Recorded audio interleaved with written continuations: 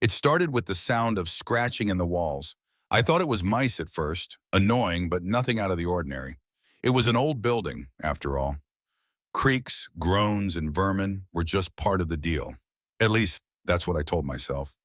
But the scratching kept getting louder, more insistent, like something was trying to get out.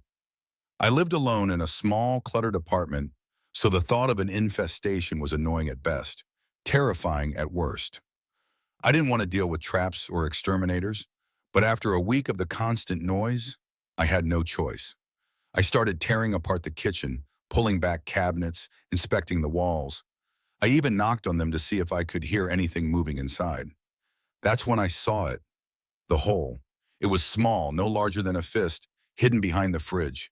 At first, I thought it was just wear and tear, but when I shone a flashlight into it, I saw something I'll never forget. Tiny beady eyes stared back at me. Not mice eyes, no. These eyes were different. There was an intelligence behind them, a kind of knowing. And then it scurried away. I yanked my head back, heart racing. What the hell was that? I waited, listening for more scratching, but the apartment fell silent as sun. The sudden absence of noise was almost worse than the scratching. It was like whatever was in there had been listening to me, watching me. The next night I heard something new. It wasn't just scratching, it was humming. A soft, eerie melody that echoed through the walls, barely audible but persistent. It was wrong too, like it came from something that didn't understand how to make music but was trying anyway. I didn't sleep that night.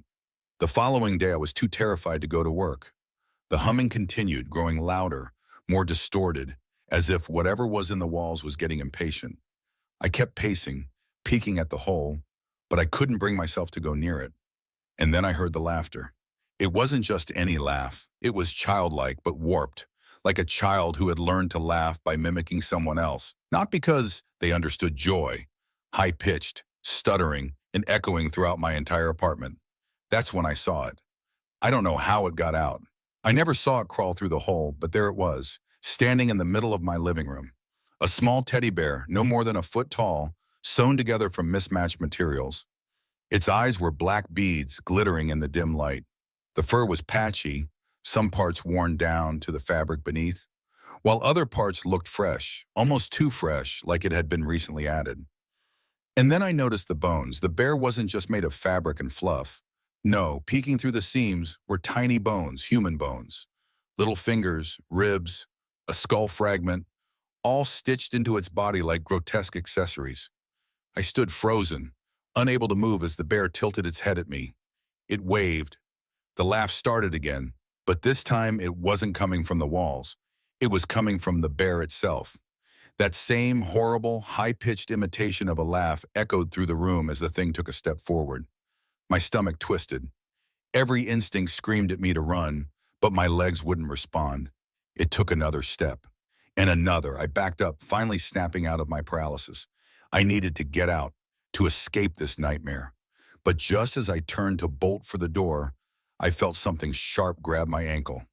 I looked down. Another bear, smaller but made of the same patchwork of fur and bones.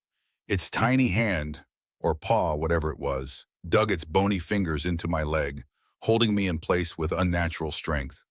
I kicked, trying to shake it off, but it clung tighter, its black eyes staring up at me as it let out a sickening giggle. The first bear was closer now, its glassy eyes locked onto mine. It wasn't just a toy, it was something else, something worse. I remembered hearing stories about a creature like this, SCP-1N48, a teddy bear that could create others like itself using human parts. The Foundation had tried to contain it, but some of them, Bone Mama they called her, always found a way to make more. More bears, more bones. I fought harder, kicking at the smaller bear, but with every swing, I could hear the bones cracking under its fur. And still, it wouldn't let go. Then the door opened. Another bear stood in the doorway, larger than the others. This one had a face stitched together from the skin of someone I didn't recognize. But the eyes, they were human. Real human eyes. The bears were everywhere now, crawling out of the walls, from under the floorboards, even through the ceiling. I tried to scream, but the sound died in my throat as they swarmed me. Their tiny hands grabbed at my legs, my arms pulling me down. The last thing I saw was Bone Mama herself, the largest bear, leaning down, her human eyes twinkling as she smiled that sickening, stitched-together grin. And as she reached for my face, I realized what they were after. My bones.